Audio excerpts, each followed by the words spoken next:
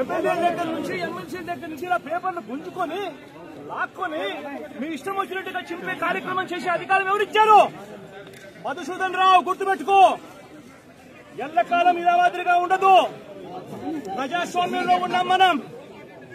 నీవి టోపీ మీద ఉన్న సింహాలకు అర్థమేమిటో తెలుసా? అధికారంలో ఉన్న వాళ్లకు సెల్యూట్ కొట్టడం కాదు, ప్రజాస్వామ్యాన్ని కాపాడడం కోసం మీరున్నారు. గుర్తుపెట్టుకోండి.